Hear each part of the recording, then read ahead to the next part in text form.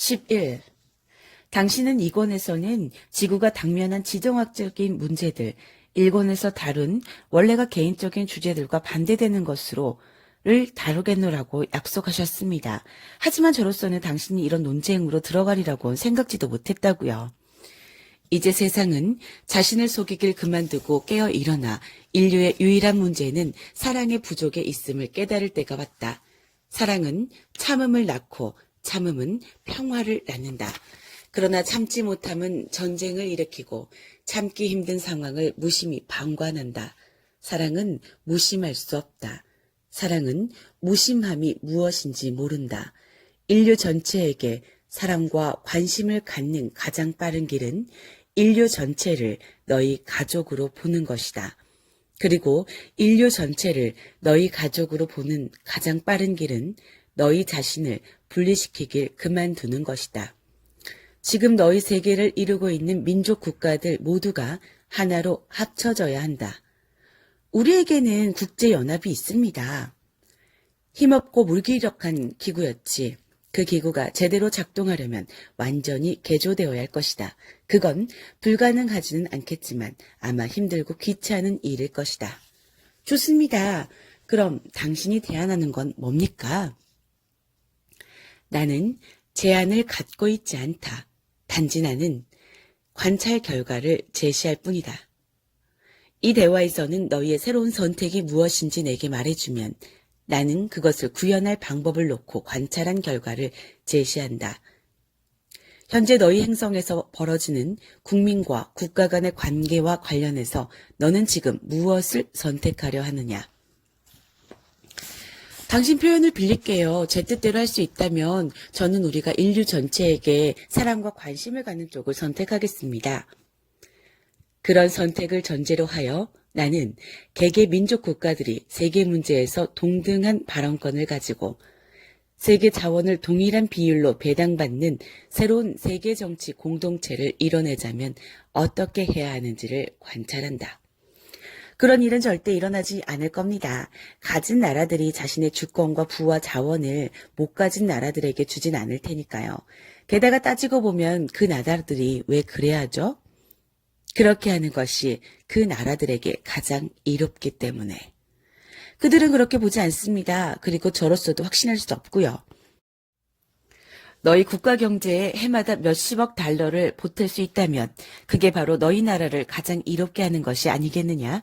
굶주린 사람을 먹이고 헐벗은 사람을 입히고 가난한 사람을 재우고 노인들을 안심시키고 모두를 위해 더 나은 의료를 제공하고 인간다운 생활 수준을 조성하는 데 쓸 돈을 보탤 수 있다면 말이다. 사실 미국에도 국가가 부자와 중산층 납세자들을 희생시켜서라도 가난한 사람들을 돕자고 주장하는 사람들이 있긴 하죠. 나라는 계속해서 지옥으로 떨어지고 범죄는 나라 전역에서 들끓고 인플레이션은 국민들의 생활비 저축분까지 빼앗아 가고 실업률은 수직으로 상승하고 총부는 갈수록 더 비대해지고 아이들은 학교에서 콘돔을 주고받는 판에 말입니다. 너는 라디오 토크쇼처럼 말하는구나. 대다수 미국인들의 관심거리는 이런 것들입니다. 그렇다면 그들의 시야가 좁은 것이다.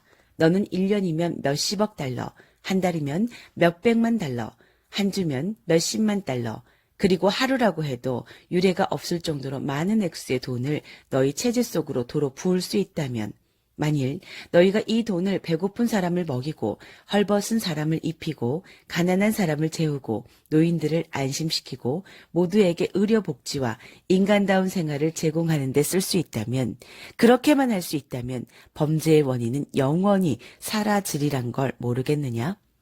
너는 그 돈을 너희 경제 속에 도로 쏟아 부을 때 새로운 직업들이 버섯처럼 번지리란 걸 모르겠느냐? 너희 정부는 할 일이 줄어서 되려 축소할 수 있다는 걸. 그 중에 일부는 가능할 수도 있겠군요. 저는 정부가 축소되리란 건 상상도 못하겠거든요. 그렇다 해도 이 몇백, 몇십억 달러가 어디서 나온다는 말입니까? 당신은 신세계 정부가 부과한 세금에서요? 자신의 두 발로 서려고는 하지 않고 돈만 쫓아다니는 사람들에게 주려고 열심히 일해서 번 사람들에게서 더 많이 걷어서요? 그것이 내가 그 문제의 틀을 짜는 방식이냐? 아니요. 하지만 이건 대다수 사람들이 그 문제를 바라보는 방식입니다. 그래서 저는 공평하게 그들의 관점도 표현해주고 싶은 겁니다. 자, 그 문제에 대해서는 나중에 이야기하자꾸나. 지금 당장은 선로에서 벗어나고 싶지 않으니. 하지만 나도 나중에 그 문제로 돌아오길 원한다. 좋습니다. 그런데 너는 이 새로운 돈들이 어디서 나오느냐고 물었다. 자, 그 돈들이 굳이 신세계 공동체가 새로 신설한 세금에서 나와야 한다는 건 아니다. 비록 그 공동체의 구성원들, 즉 시민 개개인들은 계몽된 통치하에서 사회 전체의 필요를 조달하기 위해 수입의 10%를 내놓고 싶어 할 테지만 또 그것들이 지역정부, 지금의 민족국가정부를 말한다. 들이 새로운 부과한 세금들에서 나오지도 않을 것이다. 오히려 단언하건대 일부 지역 정부들은 세금을 줄일 수도 있을 것이다. 너희는 단지 너희 세계관을 개조하는 것으로, 더 단순하게는 너희의 세계 정치 구도를 다시 재정리하는 것으로 이런 횡재를 통째로 얻을 수 있다. 어떻게요? 그 돈을 건물 방호 체계와 공격용 무기들에서 건져내는 것으로. 아, 알았다. 당신은 우리가 군대를 철폐하길 원하시는군요. 너희만이 아니라 세상 모든 사람들이 다 그렇게 하길 원한다. 하지만 군대를 철폐하지는 말고 그냥 규모만 줄여라. 과감하게. 너희가 군대를 필요로 하는 유일한 이유는 지역 내 질서 유지밖에 없을 것이니 너희는 전쟁과 전쟁 준비를 위한 무기, 즉 대량 살상용 공격 무기와 방어 무기의 구입에 드는 비용을 과감하게 줄이는 동시에 지역 경찰력을 강화할 수 있다.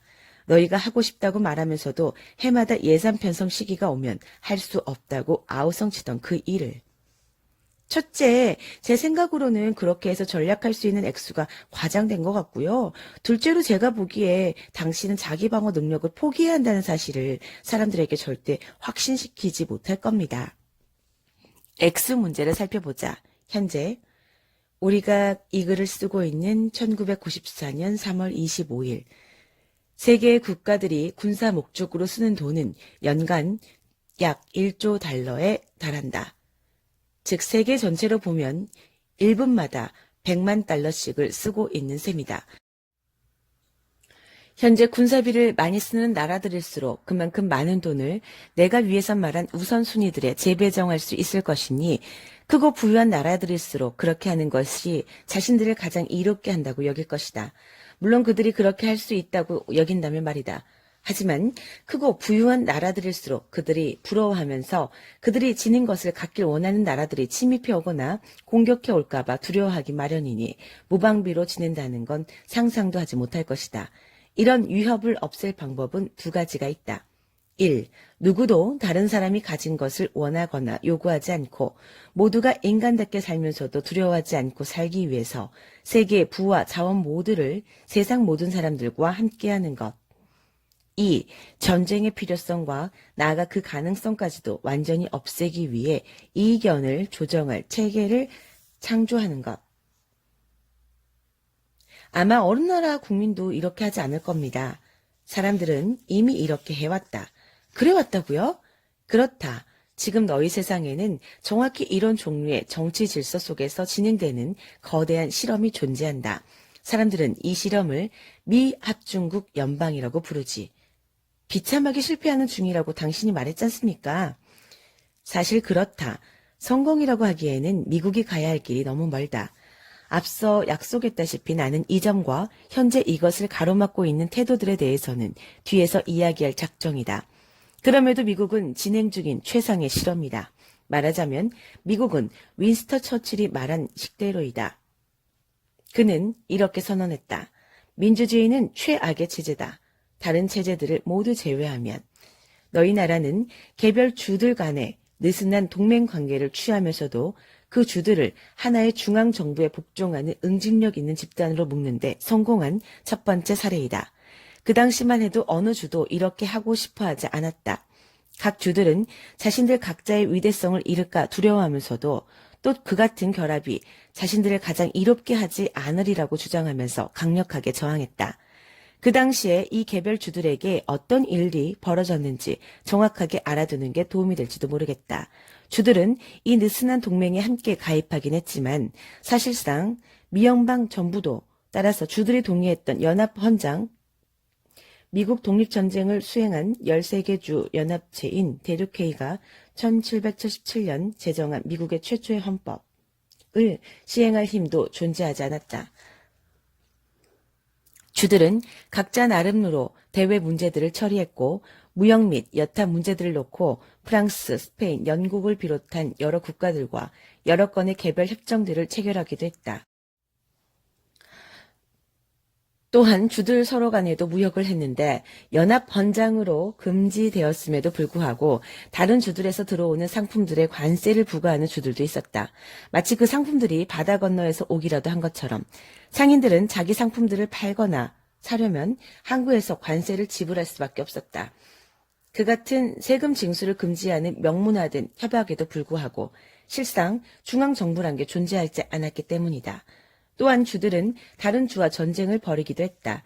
자신들의 의용군을 정규군으로 간주했으며 9개 주는 해군까지 소유하던 터라 나를 짓밟지 마시오가 연방에 속한 모든 주들의 공식 표어가 될 판이었다. 심지어 반 이상의 주들이 독자적으로 화폐를 찍어냈다. 역시 불법이라는 사실에 연합 모두가 동의했음에도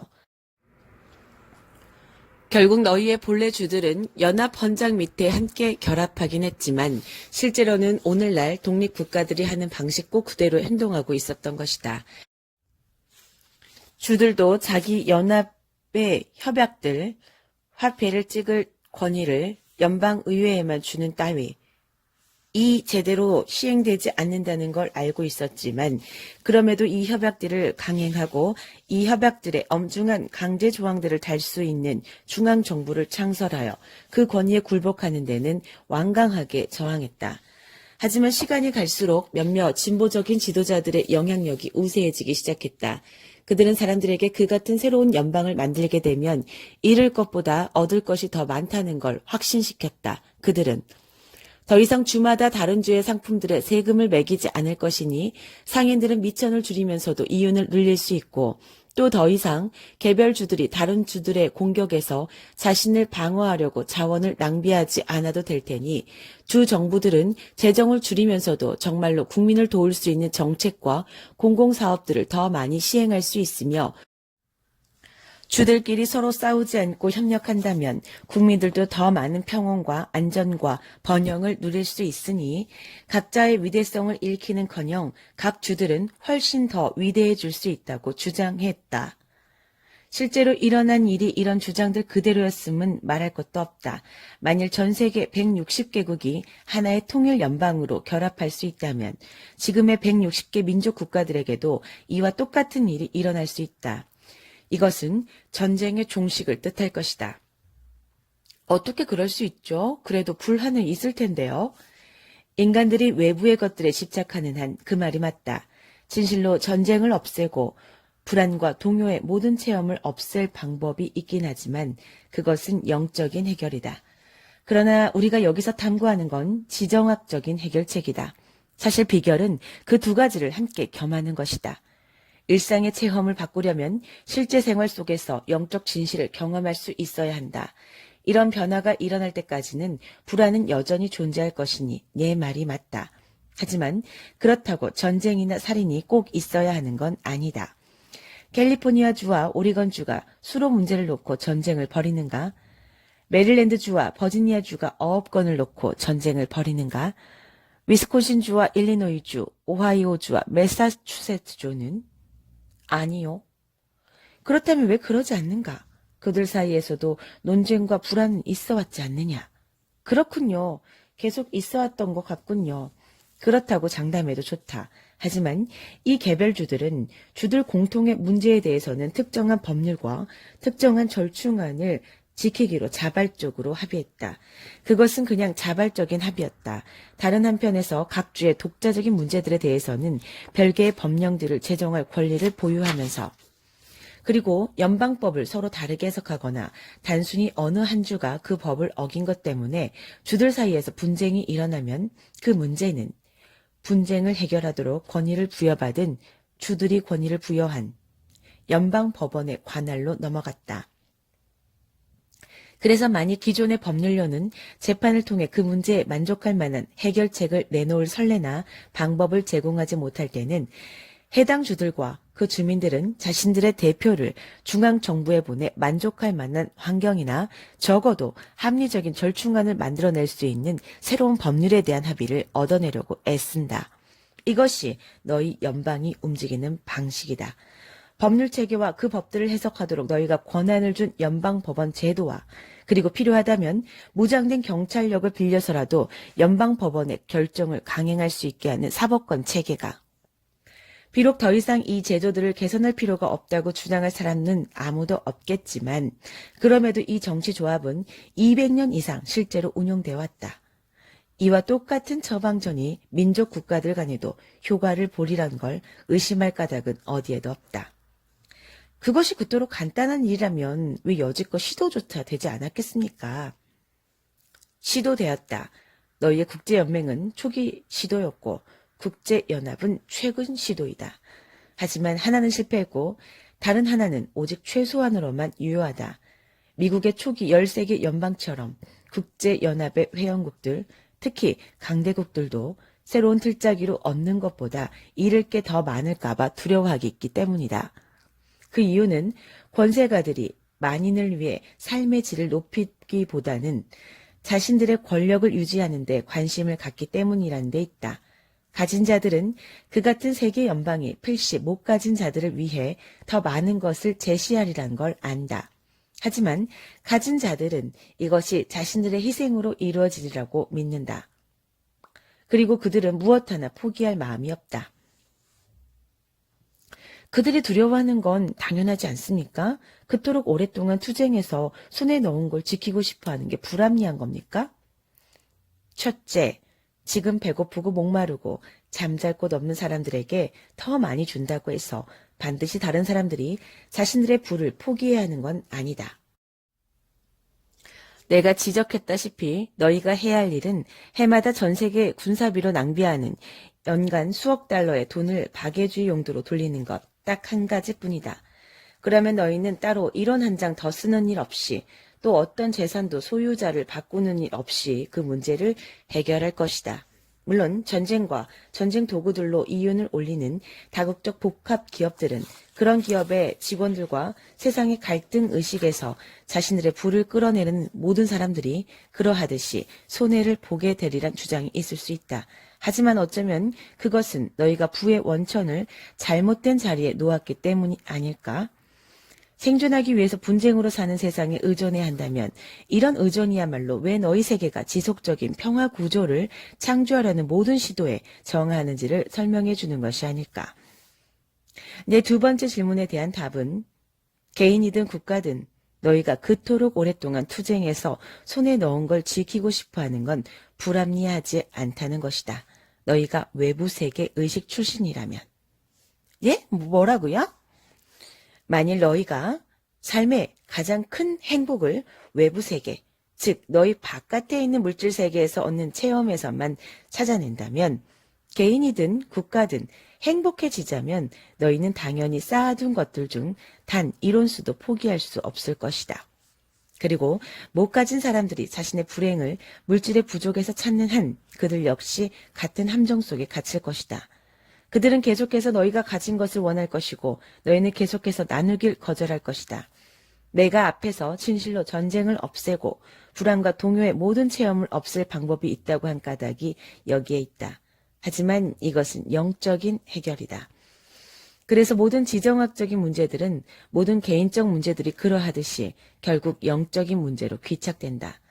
삶의 모든 것은 영적이기에 삶의 문제들 역시 영적 토대에 서 있고 따라서 영적으로 해결된다.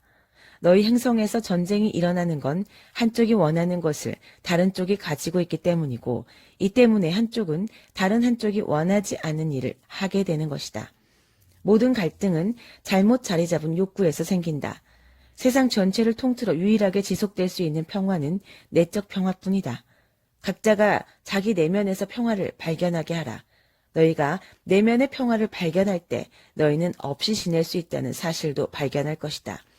이것은 그냥 너희가 더 이상 외부 세계의 것들을 필요로 하지 않게 된다는 뜻이다. 필요로 하지 않음은 위대한 자유다. 그것은 우선 너희를 두려움에서 자유롭게 한다.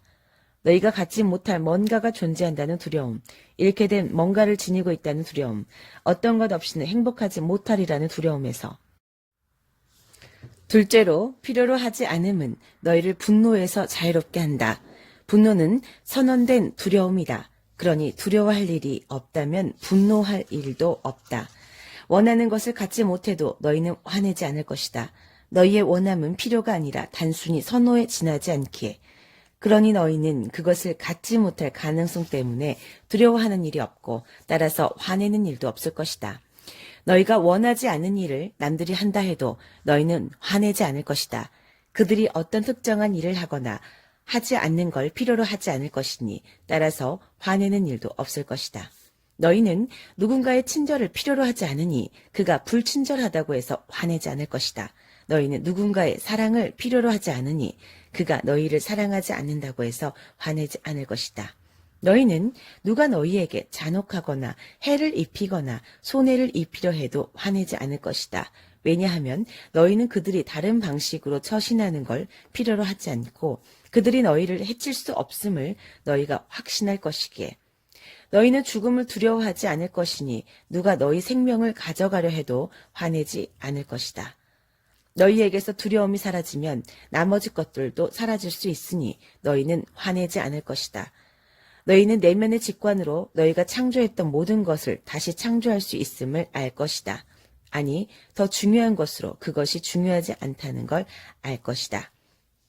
너희가 내면의 평화를 발견할 때 어떤 사람이나 장소나 물건이나 조건이나 환경이나 상황에 있고 없음은 너희 마음 상태의 창조자일 수 없고 너희 존재 체험의 원인일 수 없다. 이것이 너희가 몸의 전부를 거부한다는 뜻은 아니다. 천만에. 너희는 지금껏 한 번도 느껴보지 못한 방식으로 너희 육신과 육신의 기쁨 속에서 완전해짐을 체험할 것이다. 하지만 몸의 일에 대한 너희의 몰두는 강제적이지 않고 자발적일 것이니 너희는 스스로의 선택으로 몸의 감각을 체험할 것이다. 행복을 느끼거나 슬픔을 해소하기 위해서 그렇게 하도록 강제되는 것이 아니라 너희의 선택으로 그렇게 할 것이다. 내면의 평화를 추구하고 발견하는 이 간단한 한 가지 변화를 모두가 이뤄낼 때 전쟁은 완전히 끝나고 갈등은 사라지며 부당함은 차단되고 세상에는 영원한 평화가 찾아올 것이다. 필요하거나 가능한 다른 공식은 없다. 세계 평화는 개인의 일이다.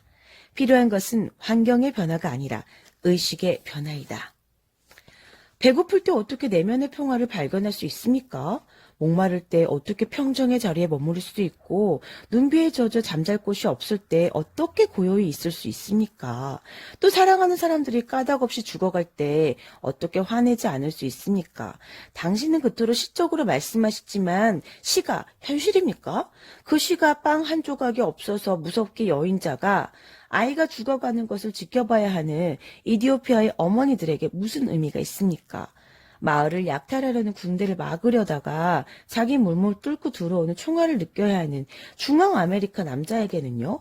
그리고 깡패들에게 8번이나 강간당한 브루클린 여자에게 당신의 시가 무슨 의미가 있습니까? 혹은 일요일 아침 테러리스트가 교회에 설치한 폭탄으로 온몸이 갈갈이 찢어져 나간 아일랜드의 6 가족에게는요. 수긍하긴 힘들겠지만 너희에게 말하노니 모든 것에 완벽이 있다. 그 완벽을 보고자 노력하라. 이것이 내가 말하는 의식의 변화이다. 어떤 것도 필요로 하지 말고 모든 것을 원하며 드러낼 것을 선택하라. 내 느낌을 느끼고 내 울음을 울며 내 웃음을 웃고 내 진실을 존중하라. 하지만 모든 감정이 다 하고 나면 고요히 있으면서 내가 신임을 깨달아라. 달리 말해 엄청난 비극의 한가운데서 그 과정의 영광을 보라. 너희가 가슴을 뚫는 총알로 죽어가고 깡패에게 강간당하는 동안에도 이것은 도저히 불가능한 일처럼 들릴 것이다. 그러나 너희가 신의 의식으로 옮아간다면 이렇게 할 수 있다. 물론 너희가 꼭 그래야 하는 건 아니다. 그것은 너희가 그 순간을 얼마나 체험하고 싶어 하는가에 달려있다. 엄청난 비극의 순간에 마음을 조용히 가라앉히고 영혼 깊숙이 내려가리란 항상 힘든 일이라. 하지만 그 비극을 너희가 전혀 통제하지 못할 때 너희는 저절로 이렇게 한다. 너는 차를 타고 달려다가 뜻하지 않게 다리 아래로 떨어졌던 사람과 이야기해 본 적이 있느냐? 혹은 자기 코앞에 총이 겨눠졌던 사람이나 물에 빠져 죽을 뻔한 사람과는 그들 다수가 시간이 멈춘 상태에서 기묘한 평온에 잠겨 아무 두려움도 느끼지 않았다는 이야기를 해줄 것이다. 두려워하지 말라. 내가 너희와 함께 하리니. 이것이 비극을 직면한 사람들에게 읊어야 할 시이다. 나는 너희의 가장 어두운 시기에 너희의 빛이 되고 너희의 가장 암울한 시기에 너희의 위안이 되며 너희의 가장 힘들고 어려운 시기에 너희의 힘이 될 것이다. 그러니 믿음을 가져라. 나는 너희의 목자이니 너희는 부족하지 않을 것이다. 나는 너희를 풀밭에 누일 것이며 너희를 조용한 물가로 데려갈 것이다. 나는 너희의 영혼을 되찾아 줄 것이며 내 이름을 걸고 너희를 올바른 길로 이끌 것이다. 그리하여 너희가 죽음의 그림자 계곡을 지나간다 하더라도 너희는 어떤 악도 두렵지 않을 것이다. 내가 너희와 함께하리니 내 지팡이와 내 막대가 너희를 편안케 할 것이다. 나는 내 적들의 면전에서 내 앞에 식탁을 차리고 있다. 나는 내 머리에 향유를 발라줄 것이고 내 컵은 넘쳐 흐를 것이다. 단언하노니 선과 자비가 평생 너희를 따를 것이고 너희는 내 집과 내 가슴 속에서 영원히 살 것이다.